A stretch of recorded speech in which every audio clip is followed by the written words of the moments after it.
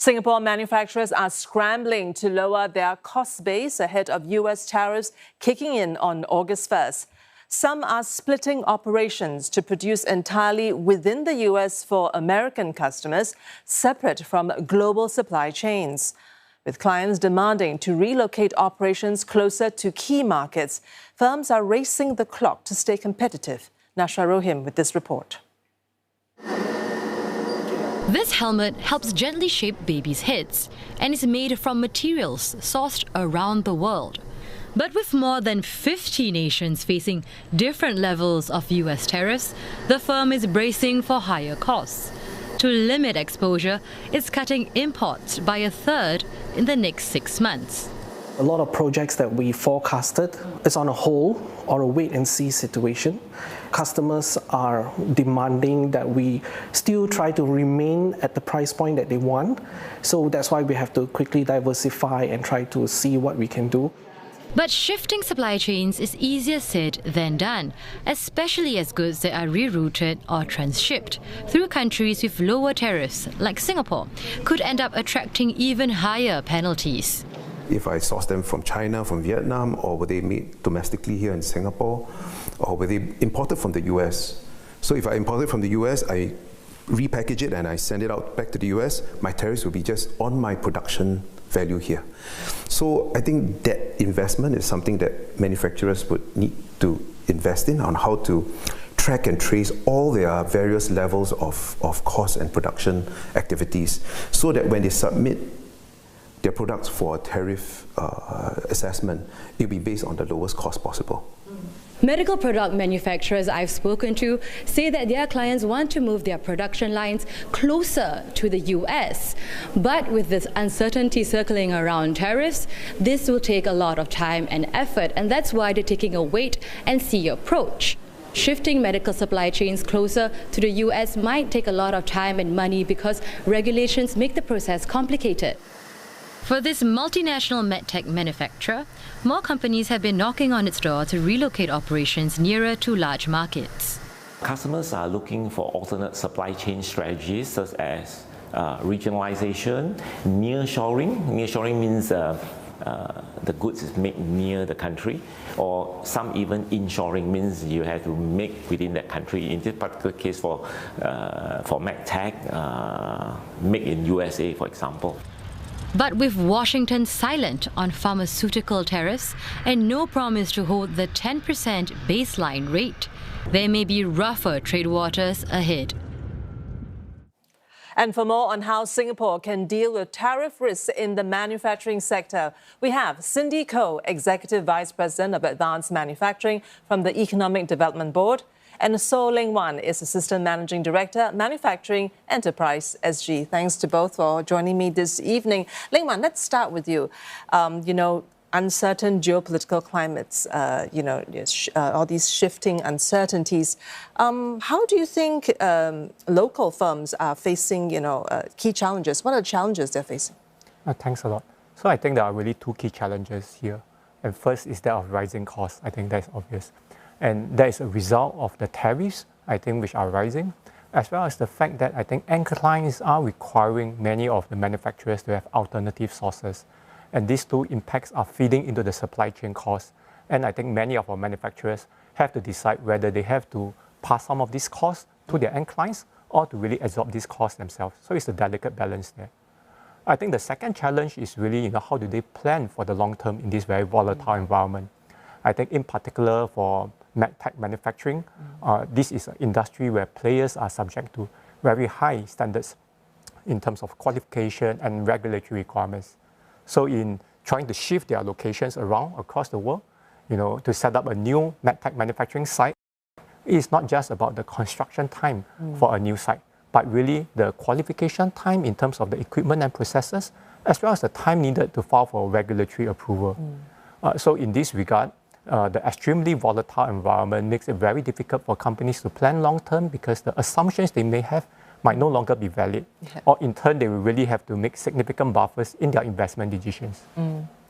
So diversification is not something new for local companies, but this current wave, right, of uncertainties, how is it different for planning for diversification? Yeah. Again, in two ways that I think we can really see the difference.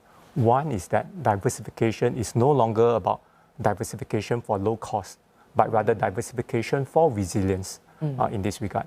So a company who has a good value solution, not necessarily the cheapest, but good value consistently across very volatile times, I think will be in a competitive advantage. So for example, I think Sunnydale Tech, which Bohor spoke earlier, has manufacturing facilities across 9 countries. So they have the agility to then respond to clients' requests to shift their production across any of their global sites to be able to meet with the changing tariff situation. And in response, we encourage all local companies to actually take active steps to plan for diversification, as well as to identify trigger points in terms of when they should actually activate it. This is something which Enterprise Singapore will be actively encouraging, because we will be rolling out a business adaptation grant in October 2025 to support companies in this measure. I think a second change is really that the relationships between MNCs and suppliers is changing. It used to be that MNCs are working with suppliers on the build-to-print basis, but increasingly we see MNCs working earlier and with more suppliers to involve them more tightly to make sure that their supply chain considerations are being considered in the whole product development and manufacturing journey. So in this regard, actually local companies have the opportunity to integrate more tightly with MNCs. They should take the opportunity to actually offer more higher value services, for example, design for manufacturing, or to take the opportunity to invest in new capabilities. So for example, micro manufacturing, so as to support the miniaturization of medical devices, which many of the end clients want. That's actually a very good point about increasing partnerships between MNCs and local enterprises. Let's hold it here for a minute, because I want to come back and talk more about this. So we're going to go to a poll now conducted by the Economic Development Board, and let's see what the survey says. Business confidence in the manufacturing sector turned slightly positive for the rest of the year, according to a poll by the EDB. The electronics cluster is the most optimistic, largely due to the semiconductor segment banking on a seasonal pickup in orders and sustained AI-related demand. But chemicals cluster is the most pessimistic, concerned that trade policies could cut demand for exports. Let's come back to you, Cindy, on this. Caution still high. We talked about, high uncertainties in the climate. How are MNCs rethinking the need for local partnerships? Well, MNCs typically take a medium to long-term perspective in terms of formulating their supply chain strategies.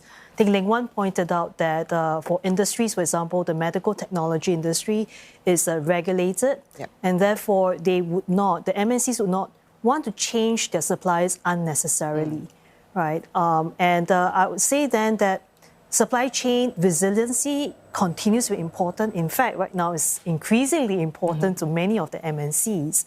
And MNCs would be looking to having partners and suppliers who are not just reliable, but have demonstrated or can demonstrate that they have the agility and ability to respond to supply chain disruptions.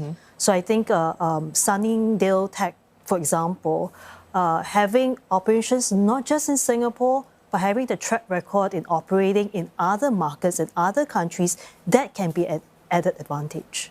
So these are MNCs are looking out for sort of reliability, I suppose, right, as a legacy of trust. So do you see an opportunity for Singapore enterprises to benefit from this? Definitely. Well, Singapore has built up a strong reputation that we are a trusted location, we are reliable, and that actually, we have been seeing MNCs partnering with the local enterprises. You may not know this, but in 2010, the Singapore government actually launched a scheme called Partnership for Capability Transformation, PACT in short. And that actually helped catalyze MNCs forming local partnerships or local enterprises. So most recently, we enhanced, I think it was last year, we enhanced the PACT scheme.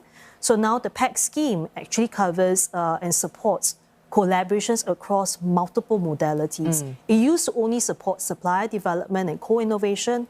We have now expanded it to cover capability training, internationalization, and corporate venturing. Right.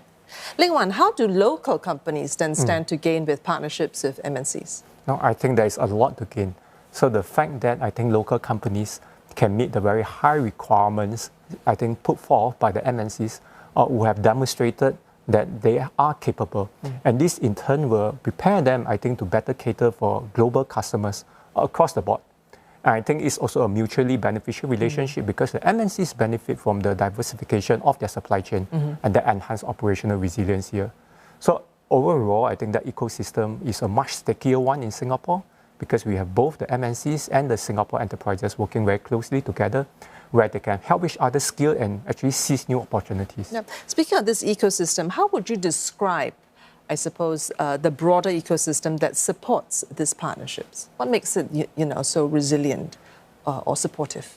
Yep. So I think many of the factors which Cindy spoke about, I think that trust, that reliability of what we have here, I think makes it good. The fact that I think the Singapore government is also leaning in to support these collaborations, again, through some of the schemes that Cindy has mentioned, and the fact that both, I think, EDB and Enterprise Singapore are actively looking out for both MNCs and local enterprises and pair them together, I think that really makes a difference. Right. Let's look at some challenges, right, Cindy? So what is stopping more of such partnerships, from materializing? Well, for the MNCs, I could imagine they probably are unaware of what the local enterprises' capabilities are. Okay. Whether or not they have the capabilities and ability to meet their requirements and global requirements when it comes to qualification and global compliance. For the local enterprises, I guess they may not be aware of what are some of the potential opportunities for partnership coming from MNCs, especially if the MNC is looking at partners for new products and they can't go out there to broadcast a list of requirements, right, because otherwise the competitors will probably find out about that. So that's where then I think there are some of these challenges that's where the EDB and Enterprise Singapore, we work together to try to close some of these gaps. So other than the scheme pact that we talked about, the EDB has been encouraging the MNCs to hold their supplier day or supplier conference days here. That will help them actually try to put out some of the problem statements or the requirements they're looking out for. And for those whereby it's highly sensitive, then that's where they will share with us their list of requirements, and we work closely with Enterprise Singapore to identify then which are the local enterprises that we can facilitate introduction. Okay. Now, we also then work closely with the industry and trade associations to hold their trade fairs to help us do that matchmaking as well. All right. Okay. Thanks for that, Ling Wan. Cindy, thanks for joining me. And that was Cindy Koh from EDB and So Ling Wan from Enterprise Singapore. Still to come.